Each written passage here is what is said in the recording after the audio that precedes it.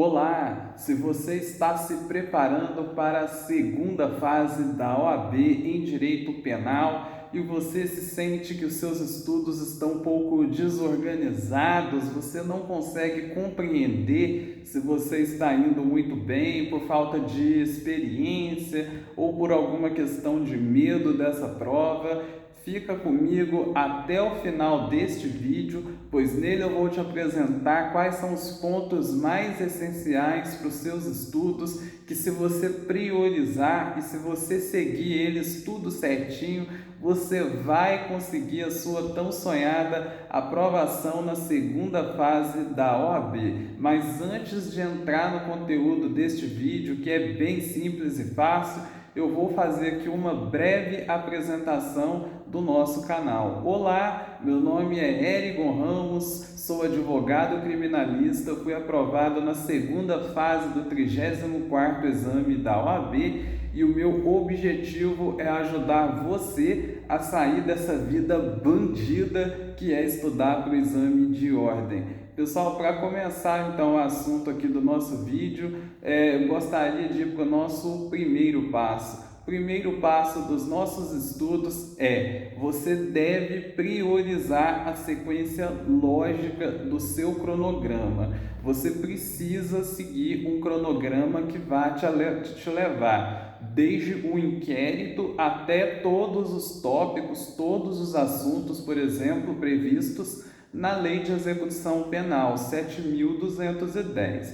Você precisa entender do 0 ao 100 todos aqueles artigos principais que caem nessa prova. E aqui fica uma dica essencial: você não pode, nesses teus estudos, querer pular etapas. Por exemplo, eu vou começar nessa semana, mas eu tenho visto que memoriais é uma peça que tem grandes chances de cair. É talvez a peça que vai cair. Eu acho que se eu estudar ela agora, eu vou chegar mais preparado lá na frente.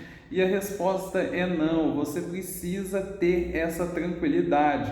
Você precisa aprender os princípios, você precisa saber explicar estes princípios, você precisa estudar aquelas primeiras teses para que você possa ir muito bem nesta prova. Então você não pode queimar etapas. Por exemplo, você não pode, em hipótese alguma que seja, você querer estudar a peça de apelação se você não estudou as teses subsidiárias previstas no artigo 65 do Código Penal.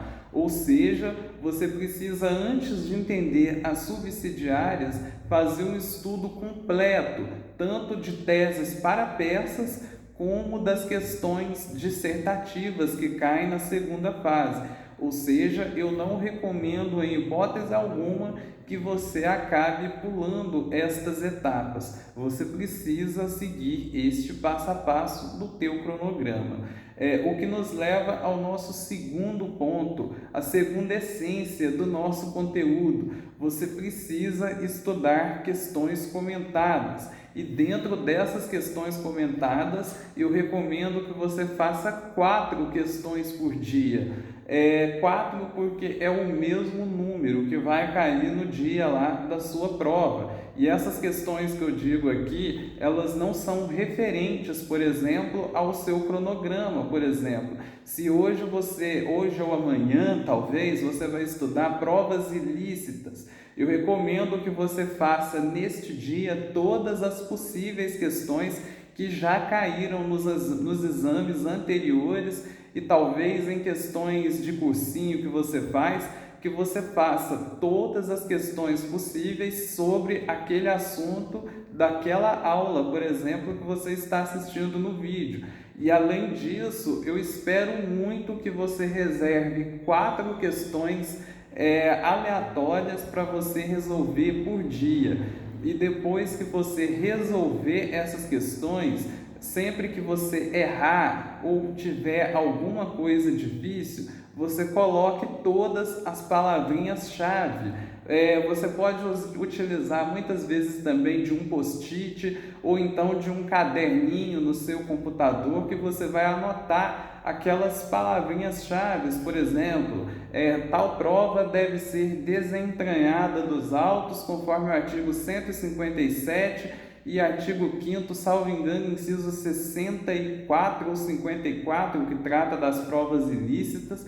Você deve anotar essas palavrinhas-chave. O nosso terceiro passo é que você precisa sempre fazer revisões constantes sobre todos os assuntos que você estudou naquela determinada semana. É muito comum que a maioria dos cursinhos ensinem, por exemplo, a parte da citação numa das primeiras semanas das aulas. Alguns também costumam ensinar questões do GCRIM, por exemplo, da Lei 9.099 de 95. E aí deu o seu dia de folga, eu recomendo que você sempre proceda com as revisões semanais desses conteúdos, porque você fixe os artigos e as palavrinhas-chave e que você vá sempre sublinhando aí no seu vade-mecum para que você conheça ele da melhor forma possível, para você se localizar muito bem no dia da tua prova, porque muitas vezes o tempo é um dos maiores inimigos da pessoa que vai fazer essa segunda fase. O que nos leva ao nosso quarto e muito importante ponto, que é os simulados. Se você está estudando aí para a segunda fase do 36º exame, que é o atual, eu recomendo que você possa sim pegar desde o exame 25, que caiu uma resposta à acusação, você pode estudar do 25 ao 36. E sempre que você estudar, eu recomendo que após feito tanto a sua peça quanto as questões dissertativas, para que você olhe não só o gabarito oficial, que é aquele do espelho, mas que você também analise bem como foi as hipóteses discursivas naquele pré-padrão de respostas trazidos pela FGV, para que você não fique só tentando adivinhar o que caiu no espelho oficial da prova, mas para que você consiga dar uma resposta que seja tão completa que ela seja impossível das tuas palavrinhas-chave não ser aquelas mesmas previstas no espelho. O espelho é aquele último padrão de resposta que a FGV disponibiliza, pois é muito comum que às vezes ela coloque alguma coisa naquele espelho, isso já aconteceu comigo, naquele padrão de resposta, e que aquele mesmo conteúdo não venha a constar no espelho oficial. Então é muito importante que você treine sempre a completude das tuas respostas. O que nos leva aqui ao nosso quinto e último passo também muito importante. Você deve priorizar aquelas teses que você teve maior dificuldade, mas independentemente se você teve, por exemplo, maior dificuldade nas teses subsidiárias previstas no artigo 65 ou nas teses de mérito espalhadas pelo nosso Código Penal, é muito importante que dentro das suas revisões você sempre revise o erro de tipo, em conjunto com o conceito analítico de crime, tipicidade, ilicitude e culpabilidade. O erro de tipo é a questão que é a nossa tese mais queridinha da FGV. É muito comum que na maioria das peças, ou em pelo menos alguma questão, caia este erro de tipo, e você precisa estar muito bem treinado para que ele não passe em branco. E que você também precisa sempre saber organizar o seu tempo. E aqui vai uma dica extra para fechar bem esse nosso conteúdo. Sempre que você estiver diante de uma questão muito difícil no momento da sua prova, em que você se sentiu perdido e não sabia como resolvê-la, eu recomendo que você peça sempre para dar uma ida ao banheiro, para que você lave o seu rosto, porque eu sei como fica o emocional dos bacharelzinhos no dia de fazer essa prova. Para que você volte com a cabeça mais fria depois, tente fazer aí uma releitura dessa questão, e se você notar que o seu tempo está curto, que você não está conseguindo resolvê-la, eu também peço para que você não perca ou perca o mínimo de tempo possível com aquela questão que você considera mais difícil e pule para uma próxima questão ou vá fazer e terminar a sua peça processual.